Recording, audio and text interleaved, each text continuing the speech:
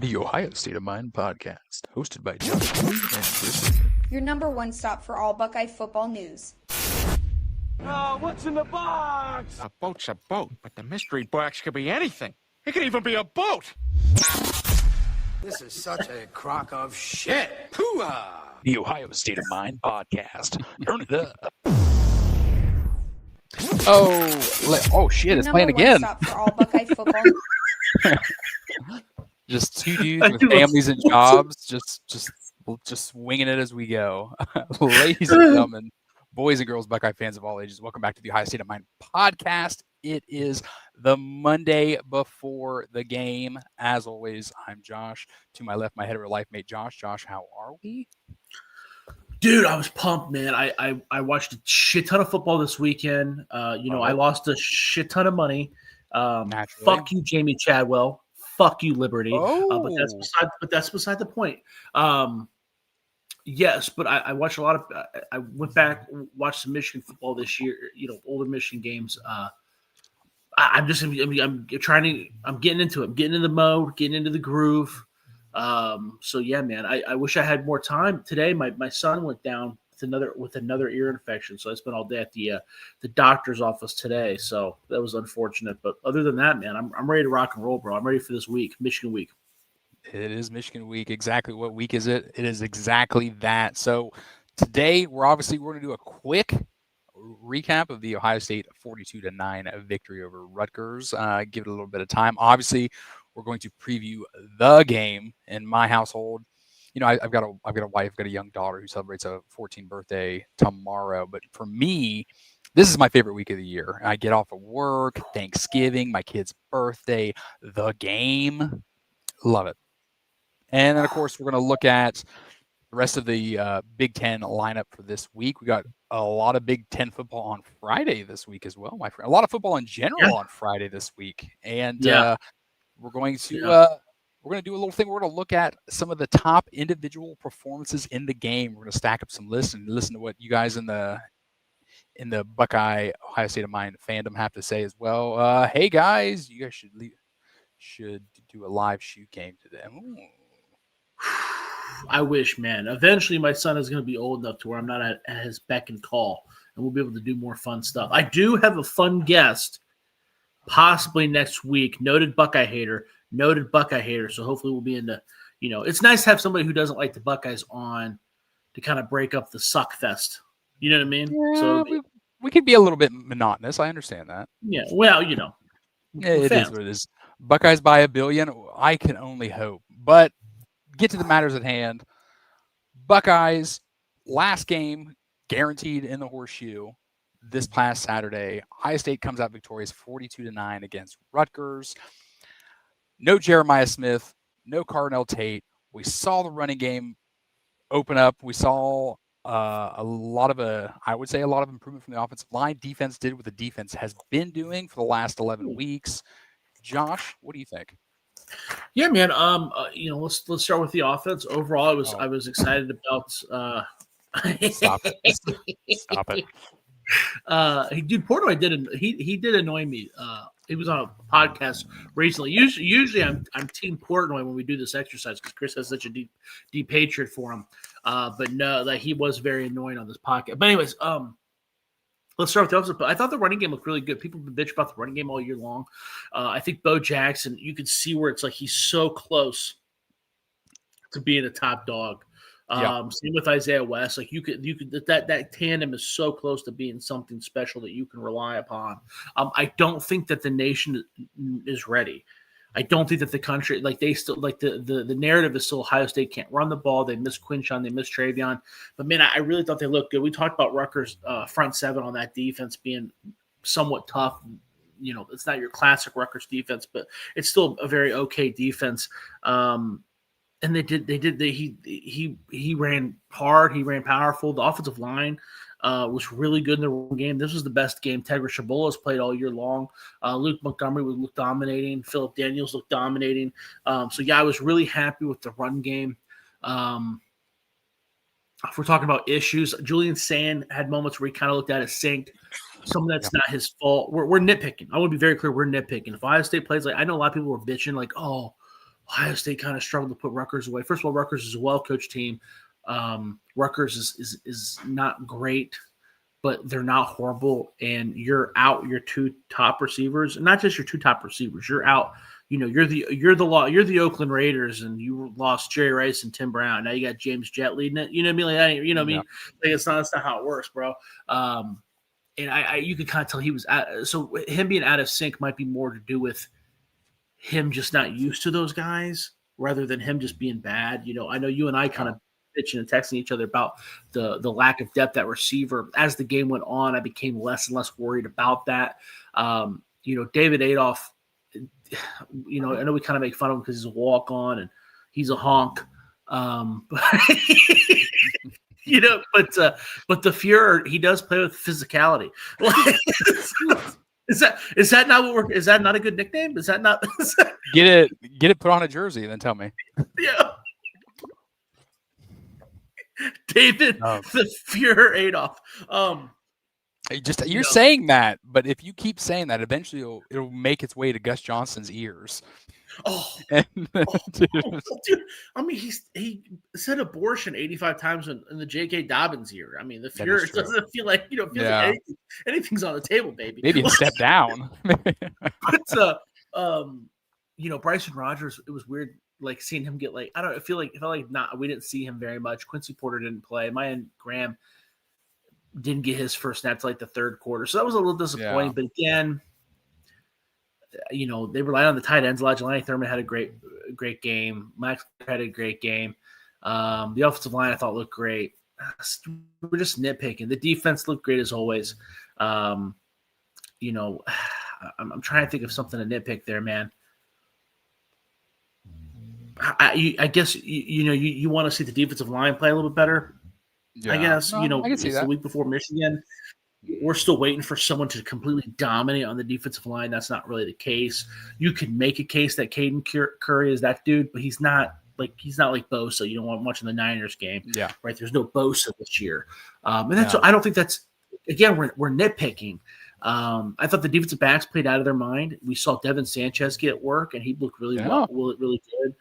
We saw Aaron Scott get work, and he played really well. Igbinosun had an insane interception that got called back, but you know when he is a different. He has elevated his play from last year. We saw Caleb Downs get his first sack, I think, of his career. Beauty too. What a beauty! Yeah, timed it up perfectly. Yeah. And they're definitely going to whip that out again against Michigan too. I can guarantee it. So, yeah, I mean, overall, I'm happy. They play like they did this week, and they're going to win national championship. Rutgers they're not Grambling. You know what I mean? What kind of thought? The pass protection wasn't the best. Pressure up the middle. There were times. Who was the guard that was playing for Tegra? Van Sickle. When Van Sickle was rough. Yeah. Van Sickle was rough. But I don't think that that's a bad thing because he was rough. I don't know how to say it. Like, it was his first start because he started the game, right? Van Sickle was in there, and then they put Tegra in there. Yeah, they were rotating. But it was very clear Tegra was better. It was very clear. I think I think Tegra did that did light a fire under Tegra because that was the best game I've seen him playing. I shouldn't say it's the best game he's ever played because it's not like I'm watching Tegra like this every game. I don't really fucking know. Clicker. There's games where he looks like shit, and this was not one of them. He looked really valid. Good. So, yeah, very, very, very valid. Honestly, some of my big takeaways. The defense, it's playing national championship football, no question. Yeah. Nice 4th and 1 stop. That opening drive for the Rutgers. Obviously, the secondary looked better. Obviously, we got away with a few. Got it back on the other end. Kind of got robbed from, like you said, Igbinosun got robbed of that interception. I wish Igbinosun would have almost damn near jumped in the stands afterwards and then had to grab his helmet and get back on the field. Caden Curry, you're right. We don't have that absolute star on the defensive line, like you said before, like a Chase Young, like a Bosa brothers, this, that, and a third, a John Simon, if you would. That could emerge though. Jack There's Sawyer. still 5 games left. we've got there's plenty of football to be played with all things considering. Also, I think Rutgers at the same time, I think Rutgers defense played the best football in the first half that they have played. And let's be real, if it wasn't for an Ohio State, Bo Jackson fumble on the 1 yard line, but the offense, the defense stood tall on that one as well. I thought for Rutgers and what the product in which Rutgers has put on the field this whole season, that's probably the best first half of football they've played on the defensive side of the ball. Bo Jackson, again, 12 rushes, 75 yards in the first half, had the touchdown, but of course had the fumble in the first half. Buckeyes, they topped 200 yards. Love it. Love to see it. At the same time, this is the second week in a row the Buckeyes have topped 200 yards rushing, so that's just signs of good things to come. I could sit here and say no Jeremiah Smith, no Carnell Tate, no problem. Obviously, we're kind of an up and down kind of trend here with these young wide receivers in this wide receiver room. Bryson Rogers got some play last week. It seems like he just really wasn't existent this week. Ennis and Whiteout. He played a lot though. I'm pretty sure he did. He played. He wasn't involved. He definitely played a lot. Yeah, it's really his career arc is really weird because it's like he's on the field a lot. Yeah, he's on the field a lot, but I don't know. You just don't hear from him. I don't know what the deal is. Yeah, Curry had one of his best games. Jackson didn't hear much from him. Curry definitely had one of his best games without question. Who also had one of their best games, I think, is Max Clare. It's easy to get fumbled in arguably two of the best wide receivers in the country. Max Clare, that's just 7 catches, 105 yards, added the touchdown as well. Ennis and Adolph, they did all right. You expected a little bit more out of Ennis, but Adolph, he had one early drop, kind of made up for it on a 3rd down conversion, looked real nice. And of course, Caleb Downs with that sack was just absolute pin it on hang it up, pin it on the wall, looked great. Offensive line's looking better, running game's looking better, and we've seen it progressively get better now 2 weeks in a row, and I would even argue 3 weeks in a row. So I'm very happy, and this is where we want to see. I think a lot of us is the Buckeye faithful wanted to see it a lot earlier, but like we've been saying, this is a Ryan Day coach team that is that attempt to be very calculated in what they do, and we think that we're saving the best for this last push of the season. Yeah, and I would agree with that 100%. And when I say Caden Curry is not, I don't know how to say it. Caden Curry is a superstar. He's not a superstar. Yeah, I don't know how to describe it. He's more similar to Jack Sawyer.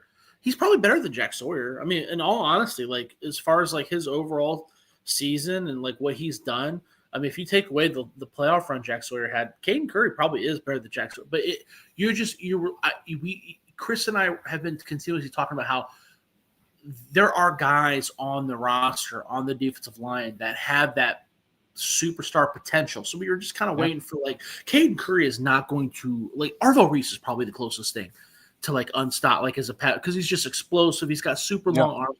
Caden Curry is like a grinder. He's he's like a souped up Jack Sawyer. He does what Jack Sawyer does, but arguably better. He doesn't rely on God-given talent. He's a lunch pail kind of guy. He comes in there, does what he wants. He comes in there, does what he needs to do, what the team needs him to do at the same time. He's not someone that you're game planning around like a Bosa or a Chase Young. Exactly. Of the sort. Exactly. Yeah. Your game plan. The defensive guy that Michigan is likely they're probably scheming around Arvell and Sonny Styles. If I would guess, they're not scheming against Caden Curry, and some of this might be my problem. We're 3 months into the season, and every week I come in here and my big takeaway is I'm looking for this guy to stand out. It was such a young team, and it's such a young team that I keep looking for guys that this is out of nowhere. Right. And maybe I should just stop doing that because it is That- November. you But, want that surprise emergence. Yeah. I know, and I don't know. I don't. Sometimes it's just good to put it away. But yeah, Curry is great. And again, too, I want to be very clear. I am nitpicking, right? I don't want to just come on this podcast and say that Ohio State looked great in every aspect, even though they did. If Caden Curry plays the way he did against Rutgers every game, they're going to win a national champ. Like they're just, they look great, man. They look really good. They looked really good. We've got kicked out of the Michigan podcast. They love being disrespectful and can't handle it. Which James. Michigan podcast? Tell us where to go. I'd like to talk to those guys. I'd like to get an opposing viewpoint. Go What ahead, did you drop say that got you kicked out? Drop us a link, King James. Why not? Yeah. Speaking of, said. Will Times in honestly, last time game seemed like a warm up for this game. That's what we've been thinking. That's what we've been prophesizing, if you will. It feels like it. At the beginning of the year, you and I did our preview, and we said there's 3 games that Ohio State's going to have to turn it up a notch to really win. We said Illinois, Penn State, and Michigan. And I still think that that's true. You listen to the national media and they talk shit about Penn State. Penn State's got a lot of talent. And we kind of saw they didn't really scheme anything up weird against Penn State. Illinois, we saw it. We saw them do some interesting stuff. We saw them do some interesting stuff on defense, The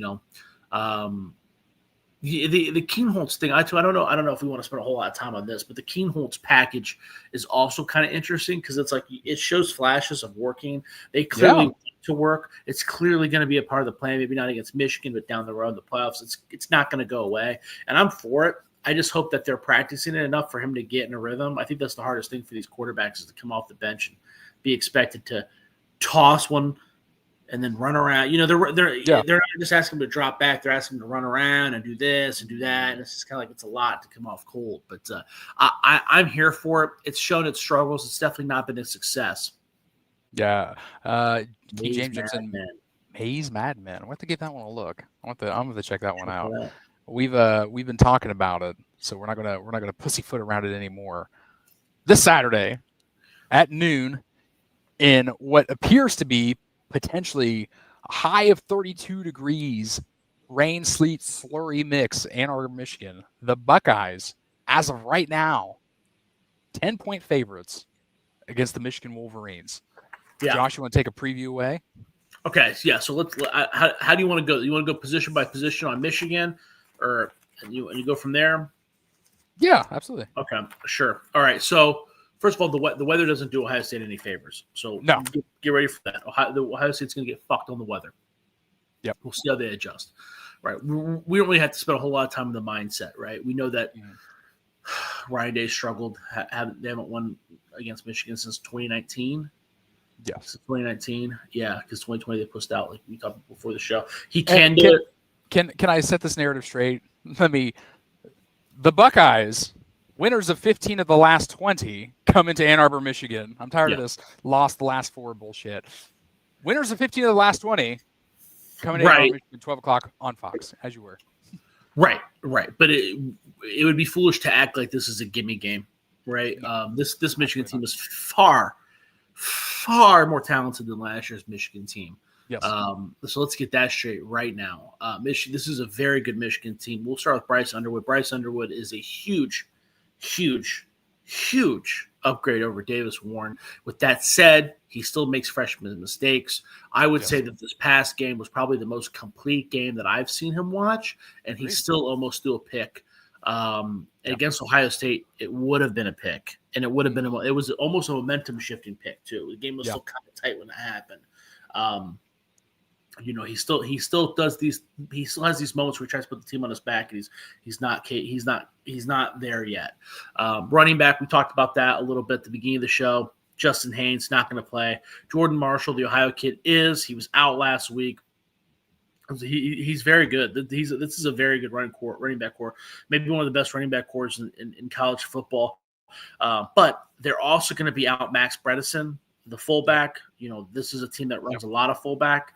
So that does hit hard. That's going to hit harder than Michigan fans want to admit. Jasper Parker, that is their backup. He got hurt last week too. They got Bryson Kuzel. I don't know how to pronounce his name. Yeah, he's got a name that's got a lot of vowels in it. 2 Z's. Yeah, he had over 100 rushing yards last week. So I said vowels, and you're like Z's. Yeah. Go ahead. But yeah, so that it's an interesting running back core. Wide receiver, their wide receivers blow, dude. Yeah, they're bad. Dude, but they have one that is emerging. Andrew Marsh, he's a freshman. I've heard people say he's better than Jeremiah Smith. I don't think he is, but I've heard people say it. He has gotten better every week this year. Samaj Morgan was out hurt. He's supposed to be back. Donovan McCulley, I don't think he's very good. He was at Florida State. He was very good at Florida State because he was the only thing that they had. Then he transferred to Indiana. Cincinnati was like, shoot, go away. And now he's at Michigan. He's like 6'5". Like, he's a good target down. He does what he does, but I'm not scared of him. But that's kind of the deal with the Michigan receiving core. On the offensive line's kind of been hit and miss. They have El Hadi, who is an awesome guard, has been an awesome guard, was an awesome guard last year, has been an awesome guard all this year. But they've been kind of like in flux. Like Blake Frazier is starting at left tackle or starting at tackle. He wasn't starting at tackle at the beginning of the year, but he seems like he is the better tackle. God, Granera, the transfer, he's now starting at right guard. He was not starting at the beginning of the year. But he looks like he's kind of the better option. And then Sprague, there's only basically what I'm saying is only 2 of those guys on that offensive line are the guys that were expected to be starters. The rest were all guys that either stepped up which might be a good thing. Yeah. Maybe it's not, right? Maybe, I know as an Ohio State fan, when you look at guys that are rotating consistently and they're rotating constantly because they don't know who to play, it's not a good thing. Right. The Michigan offensive line is tough, so I'm not going to shit on it. Again, too, the Michigan schedule, people shit on the Ohio State schedule, but Michigan schedule, I don't understand how we'll get into that later. The Michigan defensive line, it's tough. It's a good defensive line, but it's not like it was last year with 2 first-round picks, right? Like King James here says, obviously the Michigan trenches were a lot better. Yes, last year. Yep, you had 2 first-round picks, one going to the Cleveland Browns, the other one I can't remember where the other guy went. Dolphins, right? You're absolutely right. He did. Yeah. But yeah. So they got Derek Moore is he can be a game wrecker. Damon Payne, he's the big transfer. Trey Williams, he's been playing more on the interior. I think it was the transfer from Clemson, and he was kind of a non-factor early in the year. It's kind of developed, but again, like you guys all pointed out, the defensive line is not the defensive line from last year. The linebacking core is okay. We talked about Houseman before we started the show. That's the transfer from Nebraska who played at Michigan last year too. He missed. There's been rumors about him getting kicked off the team. He's not kicked off the team. He's tweeting that he's going to be playing against Ohio State. He is good. That is someone to watch out for. I do think the Michigan defensive backfield gets a lot of shit. I think that they are good though. They got Brandon Hillman. The issue is if you're really trying to pick on the Michigan defensive backfield, the safeties are wild. They're just wild cards. Hillman is in the wrong spot a lot. He's either going to make a huge play or be the reason why someone scores a touchdown. And then the other dude, the transfer from Michigan State, Mangum. He's in the box. I'm going to knock your block off kind of safety. He's a thumper. Yeah, who's horrible in coverage. So that's you saw that against when Maryland was playing them last week too. You can get the deep ball going. If you get an accurate quarterback, which Julian saying is, and you got a wide receiver that can go up for it, they might have some problems, which I think is what's going to happen there. If I had to predict, that's what I would try to do is go deep on them early and often, see what you can get. But yeah, man, I'm kind of getting sick of the whole Ohio State schedule's garbage. And then meanwhile, Michigan's over here. I mean, they've only played 2 fringe playoff teams in Oklahoma and USC and lost to both, right? Yes. I mean, then who's the third best team they played? Nebraska? I would say Nebraska. Yeah, sadly. Yeah. I mean, but I mean, people want to say that or paint that narrative as well. I mean, obviously we're talking about an Oklahoma team. Yes, we'll talk injuries. Yes, we'll talk about crucial quarterback play, but it's also a team that Texas beat the shit out of. Yeah, I mean, I want to be. Michigan's very good.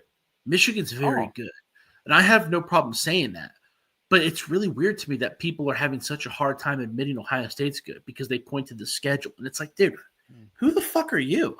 Who the fuck are you? You point me towards some asshole. Some asshole on X the other day was talking shit about Oregon.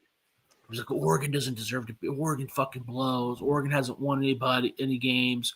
Because Dan Lanning was making fun of the SEC scheduling. And I'm thinking because they were Oklahoma's beaten 2 top 25 teams in the past 3 weeks more than Oregon's won the whole season. I'm thinking, motherfucker, those 2 top 25 teams are fucking Missouri and Tennessee, who have 0 wins.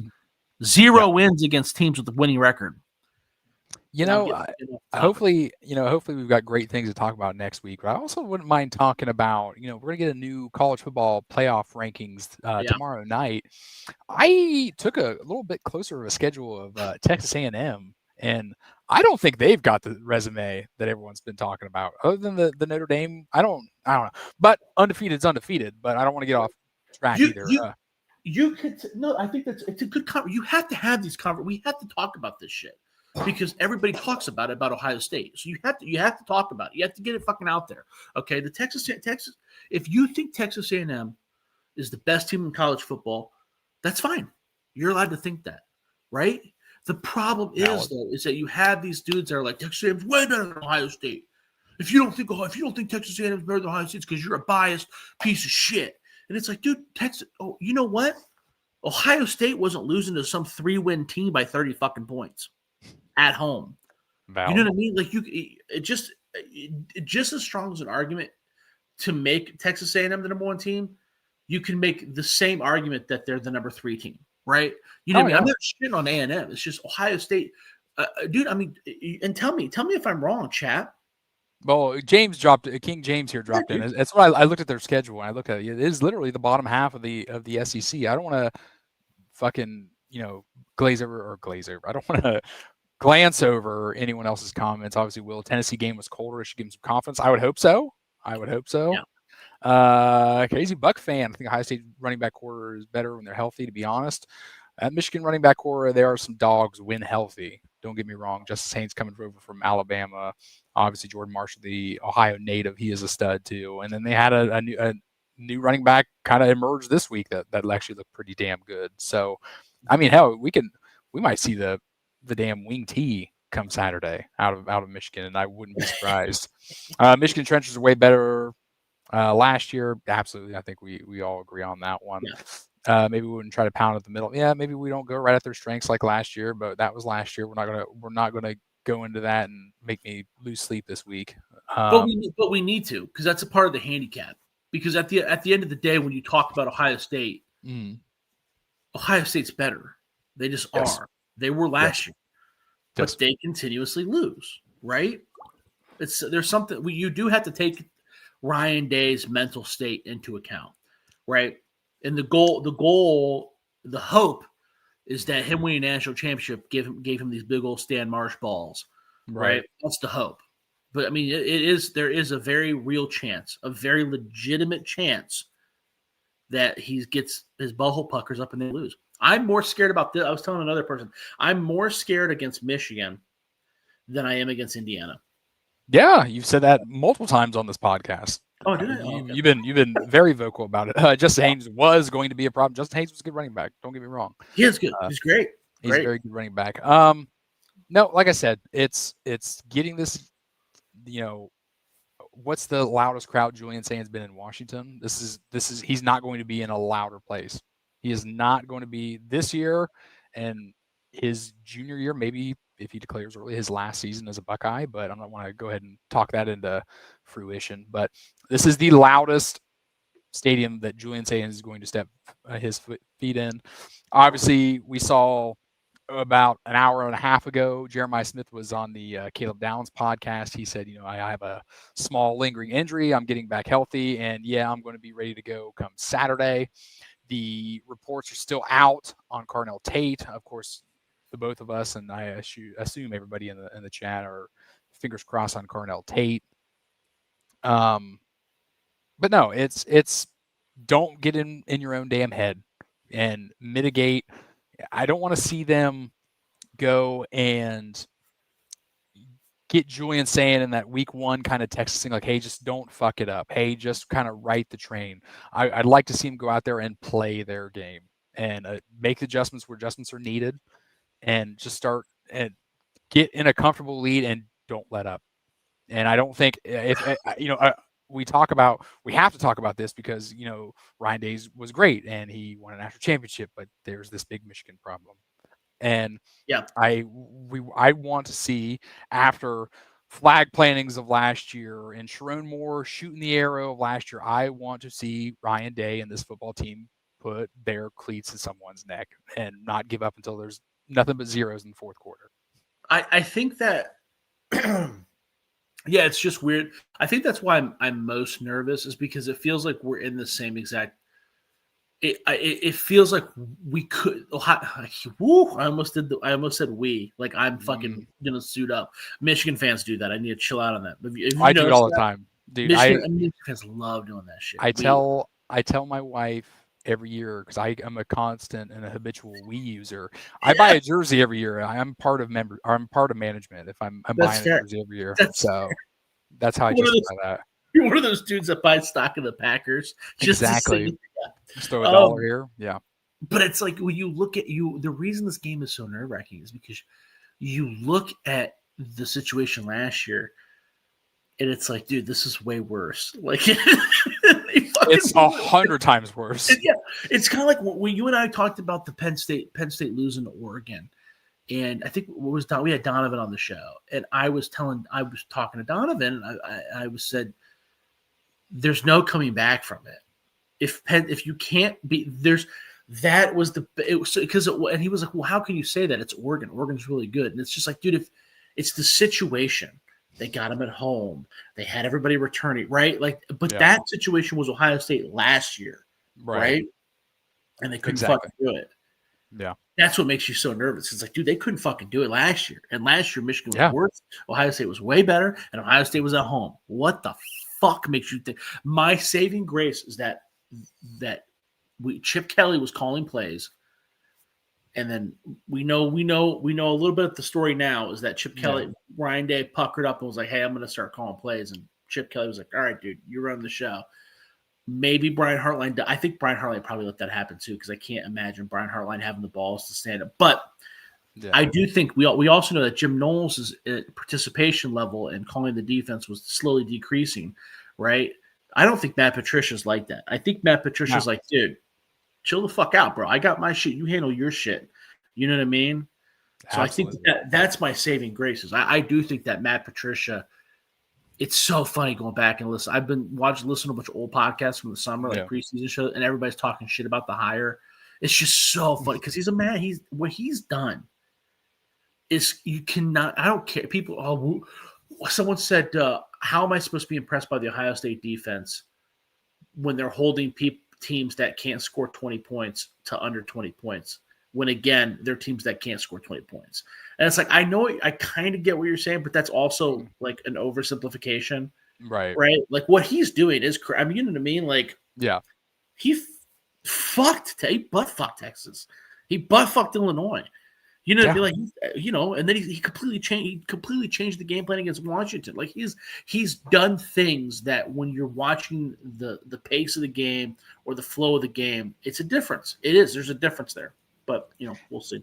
I would agree with you. I think at the same time, you're sitting at home, you're watching it on TV, and you're watching one first down and then a big play, which turns into another and then another. And before you know it, they're in the end zone. But Matt Patricia has gotten ahead of that and curtailed it 2 plays ahead of time. And that's something that we haven't had, something that we've missed for a while. Yeah, he changes from game to game, right? Like you'll see like Jim Knowles didn't do that. It didn't matter if you were playing a quarterback that was a scrambler. If he was playing Al Roberson, Ben Roethlisberger, Joe Montana, Michael Vick. Jim Knowles was going to approach your offense the way he approached every fucking offense. Yes. Right? He was not catering to Patricia doesn't seem to be doing that, right? Against Arch Manning, he brought a bunch of fucking exotic blitzes. Against Demond Williams, he didn't blitz fucking shit. Right? We didn't see him blitz shit this past week because he didn't fucking need to, right? And then we see him blitz the fuck out of Illinois. Like, we see line stunts. He every week is a different thing, right? I don't think we've seen Caleb Downs really blitz. No. And we saw it last week. You know what I mean? Like, he's gonna whip something fucking goofy out. Yeah, no, and we all hope that as well. King James is, I don't think Ryan Day trusted Howard 100% all last year. Couldn't make all the throws. We did take him to the playoff. We talked about it, extensively last season. There, King James. It was, I think our biggest knock was always, did he have enough arm for that deep ball? But hey, at the end of the day, it's all trophies in the history book. Crazy Buck fan, absolutely. Patricia gives me those vibes. Dude, coach Super Bowls. He won't crack in the big games. Seems the confidence coach. That's the confidence we needed. It's the absolute confidence we needed in all those players on the defensive side of the ball. Will with Patricia remade his. Yeah, absolutely. Will also you're tripping me out with the online handle not having your name. I love the picture. You might have to fix that for me. Not vibing with it. King James with saying he comes out cautious. The say it Howard thing, that's an interesting it's an interesting topic because I do think that there is some validity to trust is a harsh word, right? Because it makes it seem like I don't know like it makes it seem like Ryan Day didn't like Will Howard, and I think that Ryan Day loved Will Howard, but I think Ryan Day was very, very aware of Will Howard's limitations, and Julian does not have those same limitations. Julian can fucking throw it deep. He just can't. Okay. He's got amazing touch. So I feel that. There's definitely going to be certain things, but just like we had you saw Lincoln Keenholz run his ass out there. That wasn't happening with Will Howard either, right? No, you know what I mean? Absolutely. So they're just two different guys. I think that Julian Sand probably is better than Will Howard. I'd probably rather have Julian Sand at this point in his career, whatever. But he just does things differently. No, absolutely. And also this Casey Buckeye fan is Aaron. Okay, Aaron. Oh, we know you guys back. Will just noted that same thing with Aaron with Crazy Buck fan. Maybe it's us, but let's get to it. Score prediction for Saturday. Josh, I'm gonna let you go ahead. A score prediction? I tell you what, I don't know about a score. Well, I don't know about a specific score prediction, but I do think that Ohio State beats the spread. I haven't put money on it yet. I don't know if I'm going to because it makes me feel weird in my pants.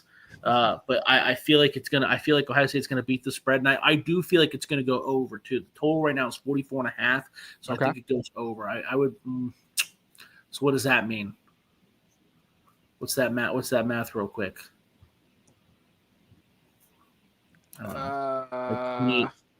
14. Yeah, that feels fair. I could get behind that. Yeah, I could get behind a 31-17. It'd be more like 35-21. 35-21. I can be fine with that. A dub's a dub. Also, is Jeremiah Tate or Ennis going to play? Jeremiah came out on the Caleb Downs podcast about an hour and a half ago. He said he is going to play. No word on Ennis or Tate yet. Bet those boys play. I'd hope so. I might, bro. You'll see how this Friday goes for me if I got the cash in the bank. You know what I mean? Okay. I tell you what, I made a Big Ten parlay this past week, and I round robin that shit. That's the only reason I made a profit this past weekend. But actually, like game picks, I had more losing picks than wins. But my Big Ten picks were spot on, except for you, Illinois, you pieces of shit. I think the defense comes out absolutely confident in this game. I think the offense is going to have to take a drive or two to get themselves acclimated. You're going to have a quarterback in a very hostile environment for the first time. You're also going to have, hopefully, two receivers coming back and knocking off some rust from sitting on the sidelines for the last couple of weeks. Give the offense a couple of drives. Maybe Michigan comes out, surprises us, but the Buckeyes kneel into it, and the Buckeye defense gets proper pissed and holds it from there. I'd like to see a 35-10 game.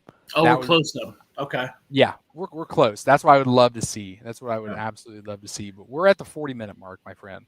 We're going to get through these games because we've got a whole slate of Big Ten games this week. And also, right after that, we're going to play our top 5 Ohio State, Michigan individual performances. So we're going to get through these Big Ten matchups. Obviously, Thanksgiving weekend, we've got football games on tomorrow night, Wednesday night, Thursday. There's not a Big Ten game on Thursday, but there are college football games on Thursday. And of course, Friday's a big slate. And for the Big Ten, Friday, Iowa, 5.5-point favorites travel to Nebraska. That is at noon Friday on CBS. Josh, who you taking? Dude, give me Iowa, bro. I'm going to be betting on this game. Iowa's good. I shouldn't say Iowa's good because Iowa has looked like shit the last couple of weeks. Let's be who they played Michigan State. They fucking struggled. Yeah. But dude, Nebraska's such a. I bet. Did you watch the Penn State Nebraska game? I did.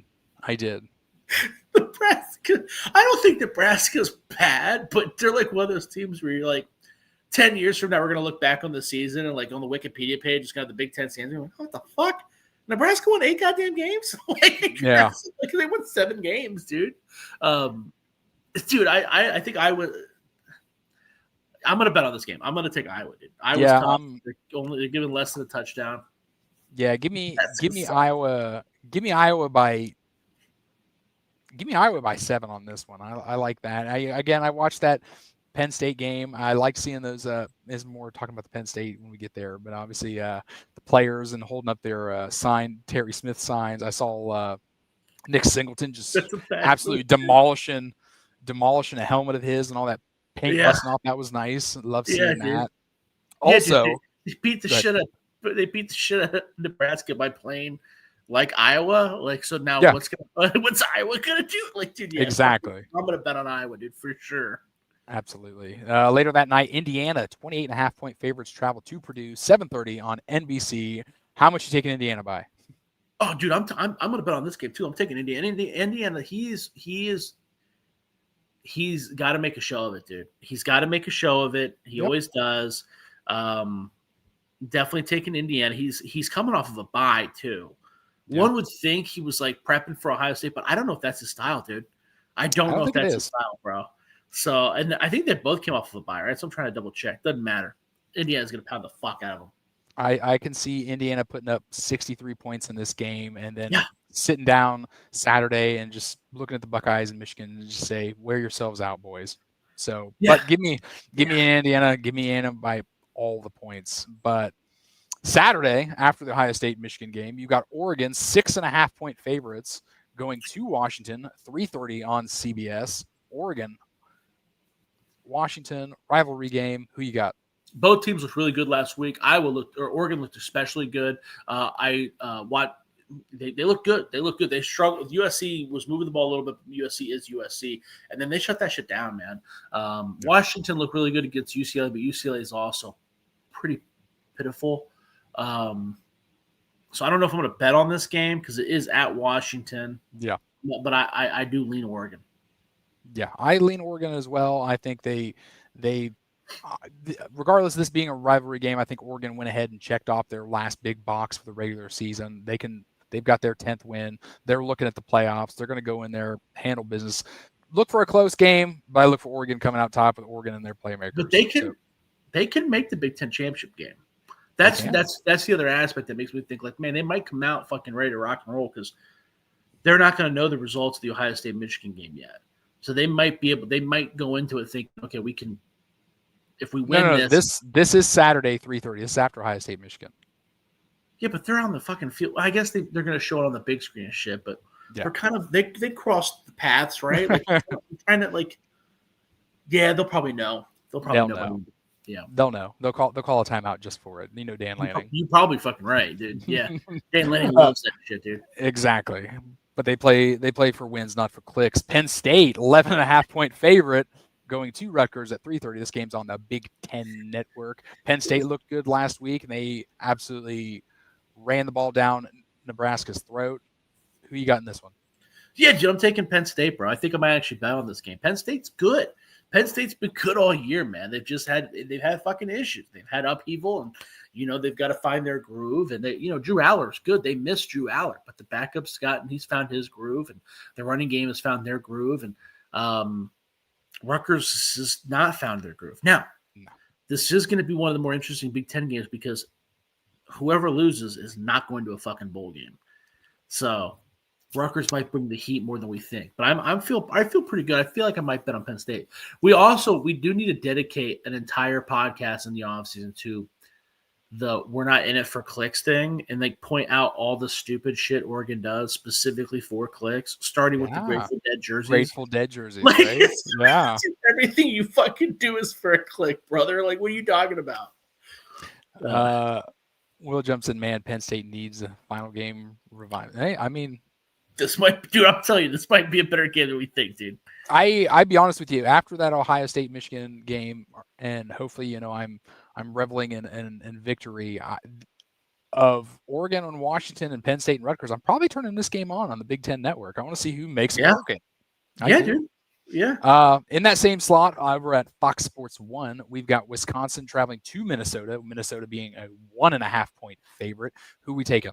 What a resurgence from Wisconsin in the last couple of weeks. Am I right? Yes, 100%. They've kind of gone back to their roots, really established their run game. I think they won last. They had a big upset win against Illinois.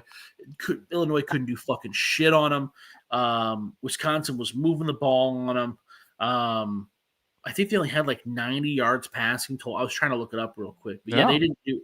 It's weird. They've gone back to their roots, and it's worked out in their favor. I think I'm going to bet on Wisconsin here. I mean, there's rumors coming from Minnesota sphere that PJ Fleck's seat is slowly getting hotter, and I don't necessarily blame them for that. They have not gotten better. Yeah, ever since they renewed, I don't know if those things are. I don't know. Yeah, I don't know if they're relevant, but they have played better. Yeah, they have played better. They have played better. They look good. They actually look like a good team. So you're going to give me points with Wisconsin. I'm going to take Wisconsin. And Minnesota hasn't looked good. I shouldn't say that. Minnesota was in control last week against Northwestern. Yeah, they fucking pissed it away. And that has in Minnesota. That's the thing, dude. Minnesota's a weird fuck. I completely get why people might want to fire PJ Fleck because that's the Minnesota story. Man, they look really good. They're really tough. But you say like they're like the cute kid that like tried. Right. That's like like yeah, they are, man. They're fucking tough, bro. But like they fucking never do it, and they're close. Like, can you hire someone and get them fucking there? You know what I mean? Like a Chris Peters. Very good. Ooh, nice pull. No, I'm taking Wisconsin in this one. They've had a resurgence. They look like the Wisconsin of old the last couple of weeks. They're running the ball and they're running the ball well. I'm not going to say that the Luke Fickell, seal of approval has been stamped on this podcast. No, they might have some of the boosters might have one of Fickell's kids. Maybe that's the thing. They might have him at gunpoint or something, but their play is like, you get back to running the goddamn ball. And you know what they are, and they're doing it good. They're doing it the Wisconsin way, and they've surprised me over the last 3 weeks. So give me Wisconsin. We've got the Maryland Terrapins traveling to Michigan State, where Michigan State is a 4-point favorite. This is 7:00 at night, Saturday on Fox Sports 1. Who you got, bud? Bro, give me Michigan State. Michigan State. I think Jonathan Smith is also fighting for his job. We've seen some life out of Michigan State the last couple of weeks. They've been unable to finish anybody off, but they haven't gone silently into the night. And Maryland blows. Maryland has reverted back to their shell, classic turtle fashion. Mike Locksley, they've came out and said that he's not going to get fired, which is still the most fascinating story in the Big Ten. Right. Nothing is going to top the support. Get you a woman that loves you as much as Maryland loves Mike Locksley, bro. Like that is he is horrible. And you know what the crazy part is too? He's always been fucking horrible. Like when you look at PJ Fleck, he's had success at a couple of different places. Mike Locksley, every time anybody has handed him the big boy badge, he has shit down his leg, dude. I mean, he was at New Mexico and they lost fucking 3 seasons in a row. They couldn't get a win. I mean, he's fucking horrible. He's horrible. No, I'm 100% with you on that one. Maryland, I think they've packed it in. I didn't want to go too on the nose and say they've turtle shelled because I mean, come on now. But give me Michigan State on this one. Give them their last home game of the season. with that being said, the shocker for me last week, Northwestern coming back on the brinks of defeat and pulls this game out from Minnesota, and Illinois, a team that you and I both assumed that they would still be a 9-3 team, or as they were last year, or better this year. They dropped a baffling one at Camp Randall last week, but Illinois 6.5 point favorite. This is a 7:30 game on Fox. Who are you taking? I'm not betting on this game, dude. I'd stay away from this one. At this point, I do not have enough confidence to bet on this game. I lean Illinois because I for some reason, Illinois, Liberty, and Sam Houston State, I have this obsession. They might as well throw Army in there too, where I can't fucking give them up. But Northwestern also hasn't looked good. You know, they get credit for coming back against Minnesota, but Minnesota was beating the shit out of them. Like, why did you get in that situation to begin with? Right. And the week before that, like, oh man, they hung with Michigan. Right. But Michigan also had 5 turnovers. So, like, you should have won. Like, you know what I mean? Like, they've had opportunities to win. The seat's getting hot for Braun, too.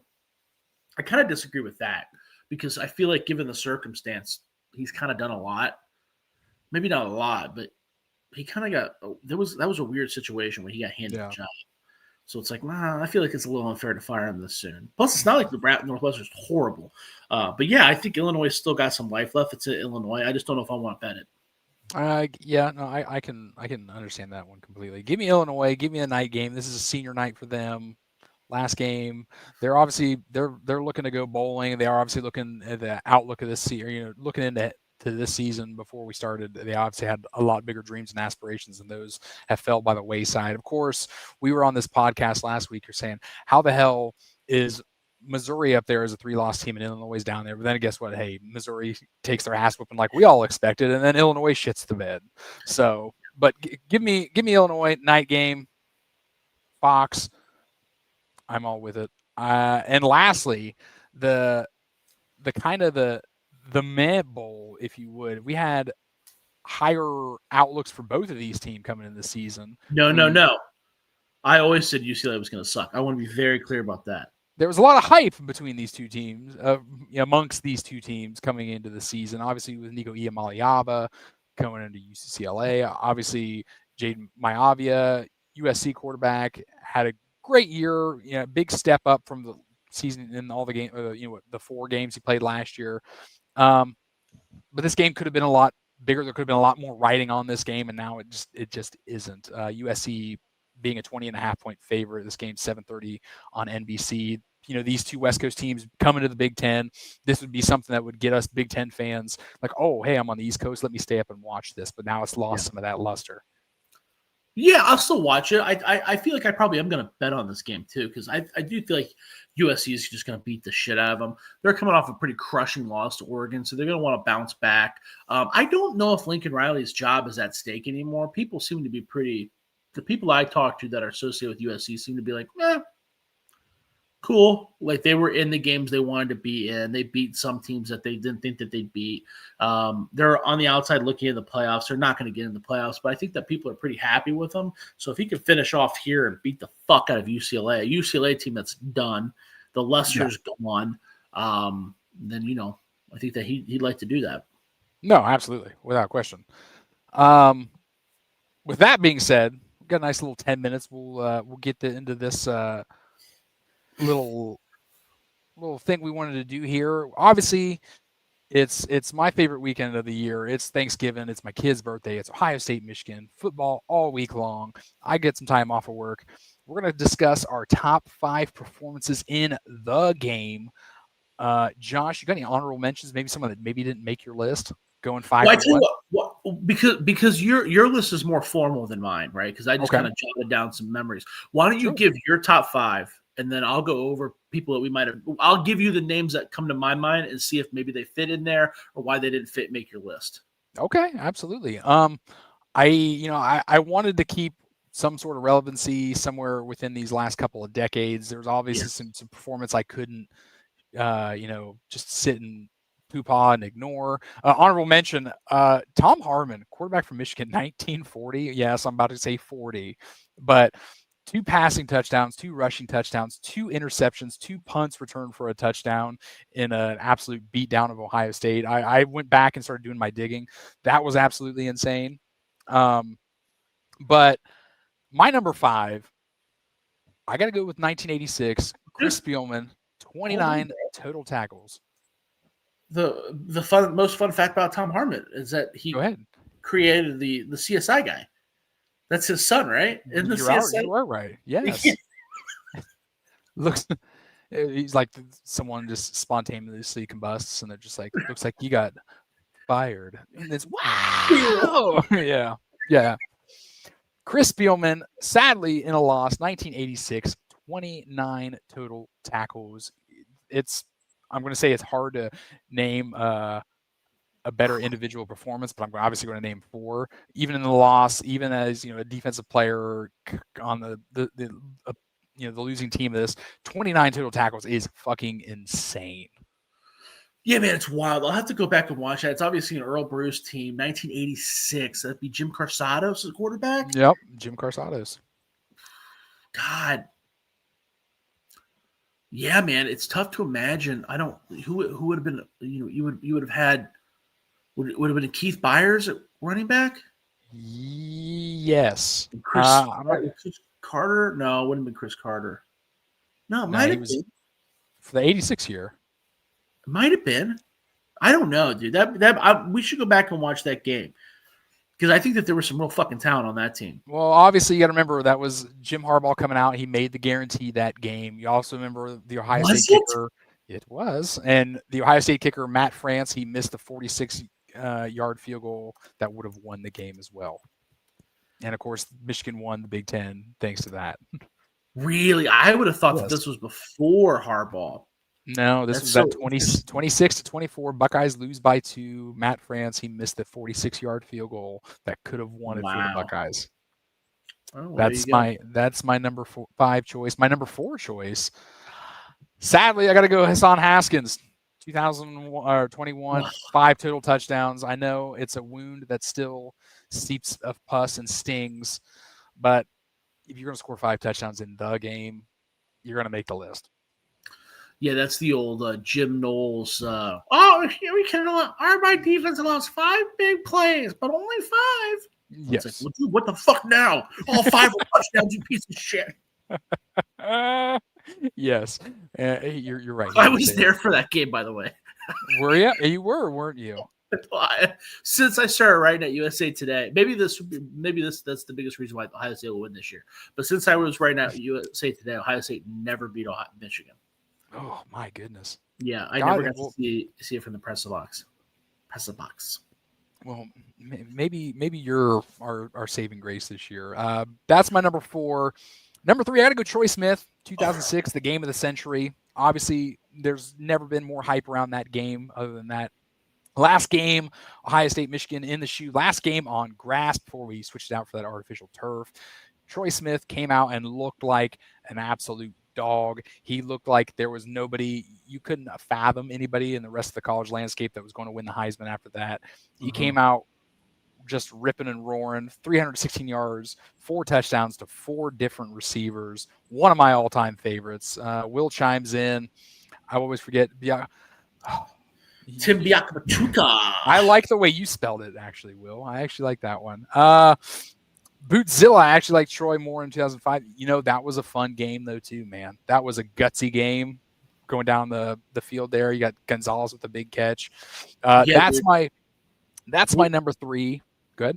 So I'm glad you brought that up. So Troy, dude, I wrote down all 3 of his games, 04, 05, and 06, were absolutely spectacular. 06 was the game of the century, right? Yes, game of the century. Yeah, and then 05, he ran for over 100 yards and threw for 200 yards. Well, you got to remember that was the fucking Houdini game. Oh, Nessler said it once on TV, and they said it like 40 times that last round. Like, it's Houdini. He's a Houdini back there. Houdini. Yeah, dude. And then 04 was the upset game. Ted Ginn with the kickoff return. Right. Troy Smith gets thrusted into the role. Big time Ashton Yabodi interception. Oh, yeah. But Troy Smith had a fucking stat line that game, too, if I remember right. Like, all 3 of those games, he fucking exploded. Yeah. Yeah, dude. Troy Smith certainly made my list. I remember all three of those games, maybe not vividly, because if it was vividly, I wouldn't be going, oh, I think. But I remember those games having an impact on me. I remember those games being fun to watch. I remember him being on the cover of Sports Illustrated. Dude, it was just a big fucking deal. All three of those games were fucking games where, as an Ohio State fan, you felt untouchable. You're like, dude, this dude. You know what I mean? We had 100% faith that Troy Smith was going to find a way in those games. Dude. Everything he did was just insane.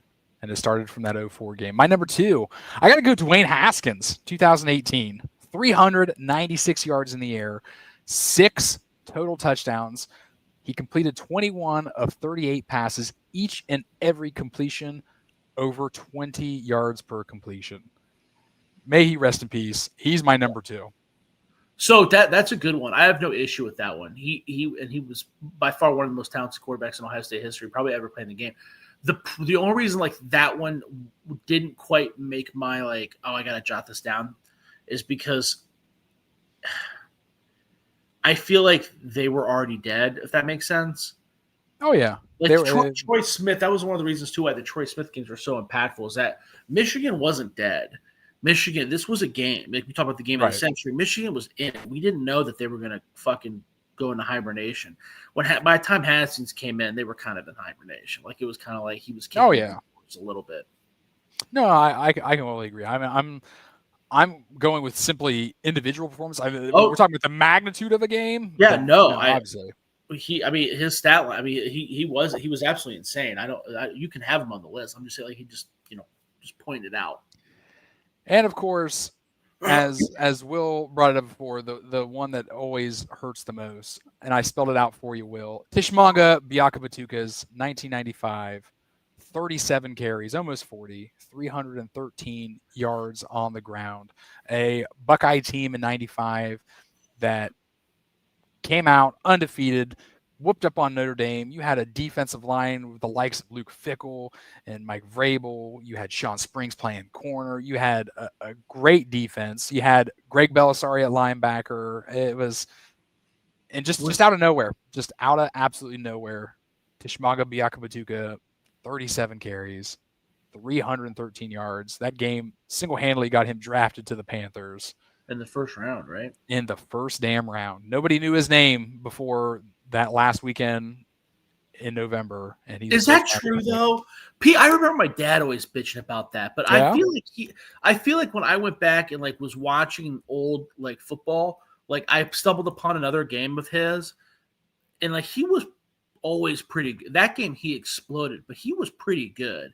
Yeah, dude, he was an All-American. We should look into more of him, because that is like that's the thing that Ohio State fans always say. I know my dad says that all the time. Motherfucker sucked ass, and they just blows up. And I'm like, dude, I don't know if that's true, man. I'm pretty sure he was fucking good, and he just saved the best for his last. His senior year, he went for 1,800 yards. That is absolutely baffling. Don't get me wrong. He was the number 8 overall pick in the 96 draft. No, by all means, he had a phenomenal senior year. Was that also the year, too, where Sean Springs fell? It was like Ty Street? Yeah. Yes. Because I watched that, I'll have to go back and watch that game again. Yes. Yeah. Which is kind of that honestly, too, like, that's kind of the real shame, because Sean Springs, like Biakabatuka, like we point to those rushing yards, and that is wild. But Sean Springs falling, like that's not Sean Springs, man. Like, you know what I mean? There was another guy that fell too, right? Well, you got to remember, with even those 37 carries and those 313 yards, they won by a score. One score. Yeah. It was still a one-possession game. God, I can't remember who the other I want to say it was Anton Winfield, but there's no way that's fucking it. It's got to be a safety. Bootzilla comes in. Springs Fall was in 96 the next year. Oh, oops. I'm sorry. You're probably right.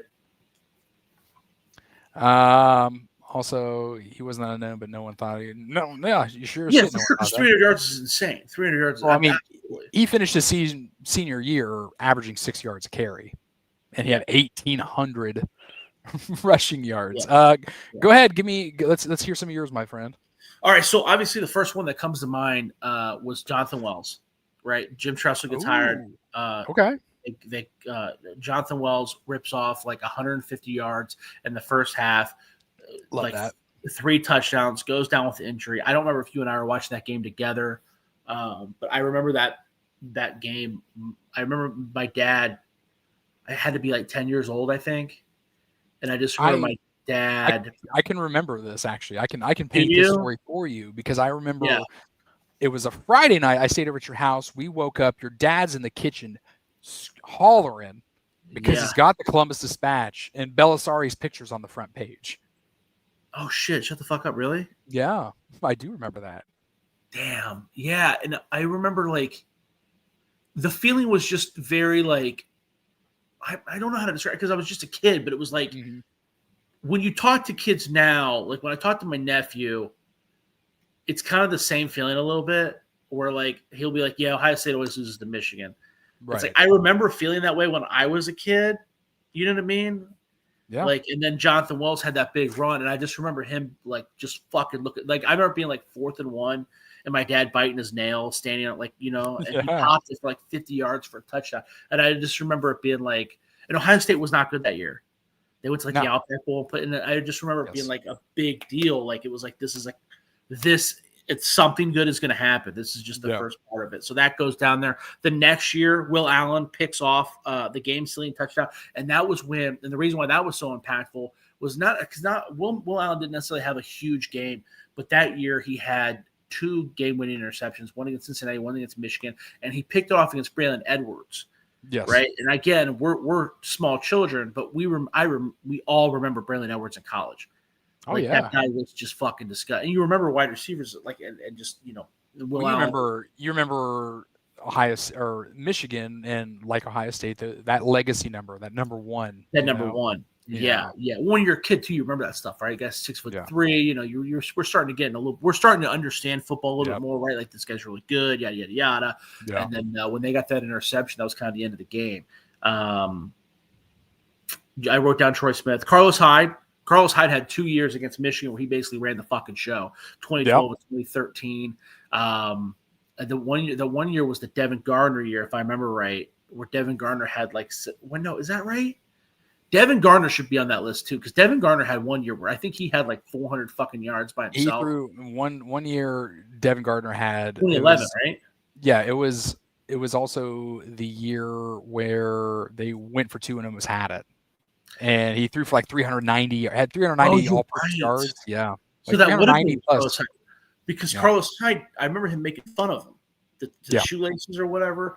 Yeah, but Carlos Hyde had 2 years against Michigan where he had like 150 rushing yards. He was just basically unstoppable. I remember watching Carlos Hyde, and then it was like 3rd and like 5 or 3rd and like 6. It was like 3rd and passing down.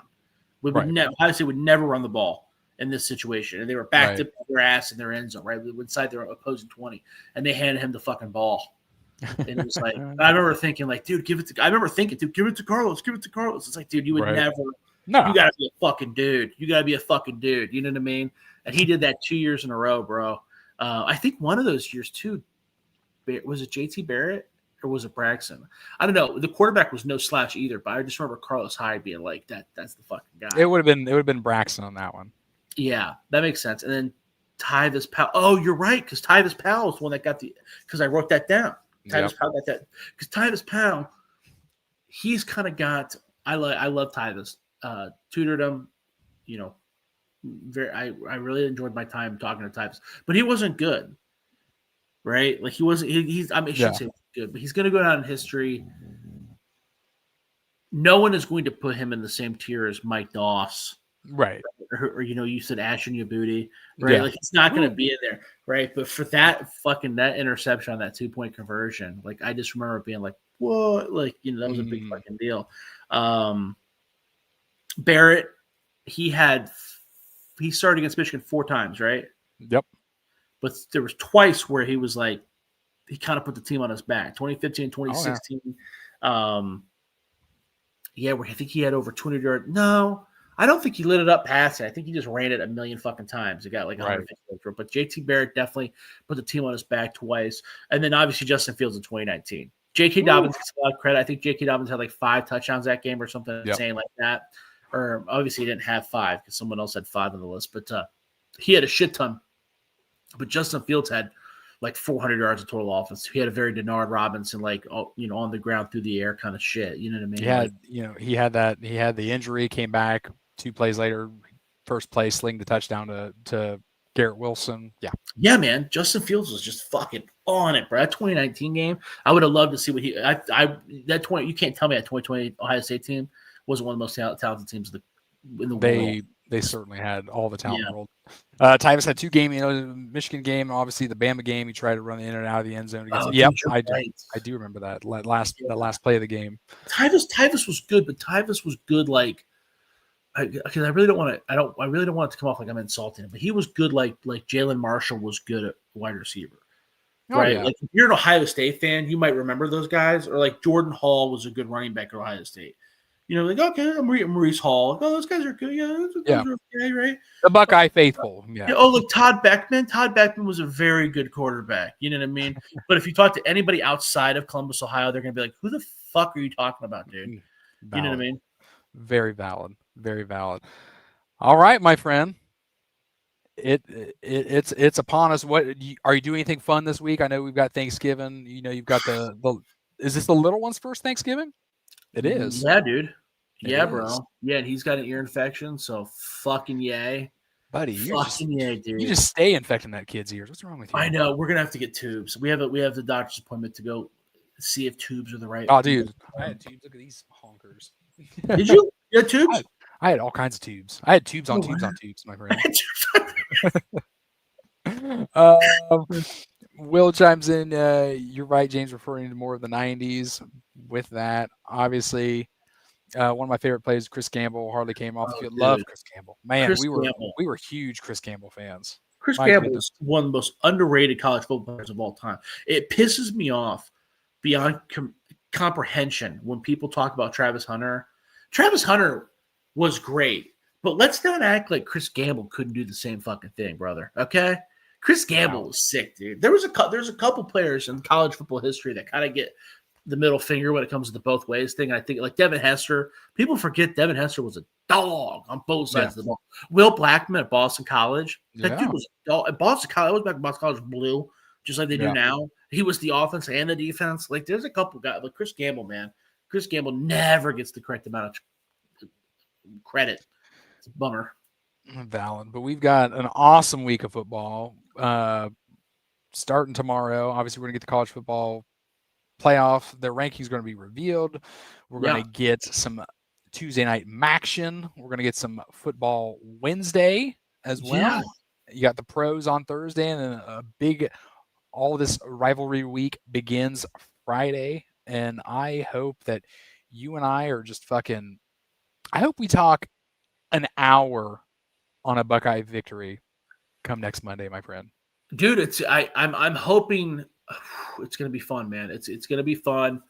Yeah, man. Hopefully we can win this, or they can win this, and then we can move right on to fucking Indiana, dude. Not even think about it. I don't want to. The thing that these Michigan fans do, not all of them, but the annoying ones, is they hold on and they won't shut the fuck up about when they beat Ohio State. And I don't think Ohio State fans should do that.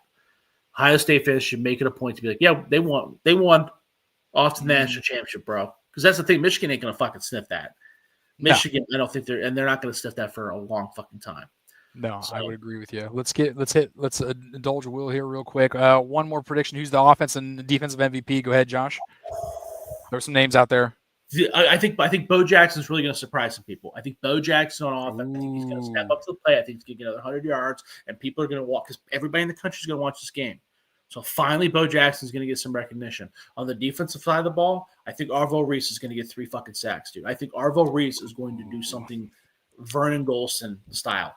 I like that. I'm gonna go close to the same vein. Give me Arvell Reese on the defensive side of the ball. He's a Cleveland kid. He's born and bred. He's ready for this fucking moment.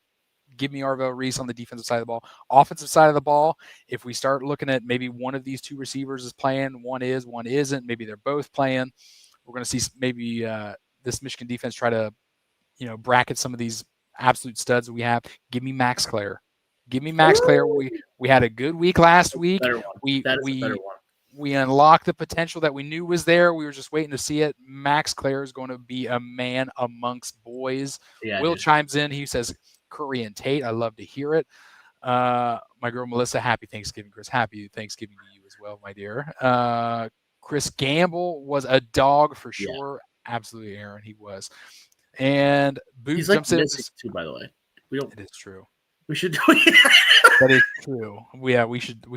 Where are they now? No. Agree on Will. He is going to be unleashed. We hope the Cleveland kid is unleashed. Like it, getting pumped. You're getting pumped. I'm going to go in out here and ignore my family and go put on some old Ohio State Michigan YouTube games. That's what I'm about to do. I've got to go ahead. Real quick though, before we turn this off, the Ohio Athletic Association, whatever the fuck, Ohio's allowing NIL for high school kids. So that is a very important storyline that we might need to dive into in the offseason. Whether you think it's good or bad, it's going to definitely impact the landscape of high school football in Ohio. So, all right, we will. Well, again, hopefully we're talking about an Ohio State victory come Monday. We're hopefully looking ahead at Indiana and then getting our, quenching our thirst for a Big Ten championship that has, forsaken us for the last couple years. And I said don't plant the flag, be professionals, just like they're dominant. Like, hey, I'm not a flag planting guy. I'm a act like you've been there guy. And believe me, like Absolutely. I said before we started this preview, Ohio State has won 15 of the last 20. Yes, they've got us, and we caught us with our pants down and our thumb in our ass the last 4 seasons. Act like you've been there. Be professionals. Leave it all on the field.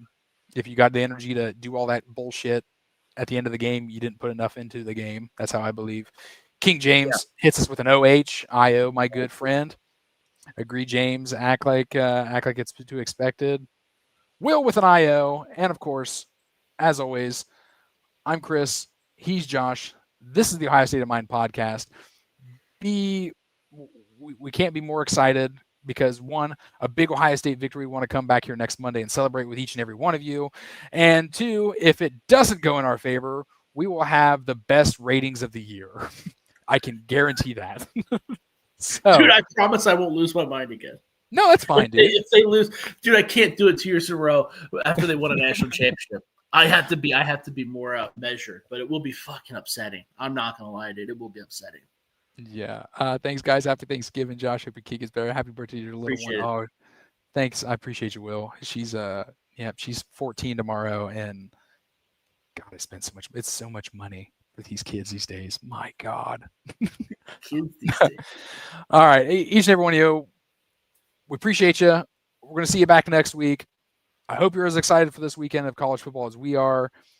Thanks, guys. Thank you, Boo. Thanks, everyone. Will, James, King James, as I was. Aaron, Will, everybody in the chat. We greatly appreciate you. We'll see you guys next Monday. And, of course, as always, go Bucks. Go Bucks.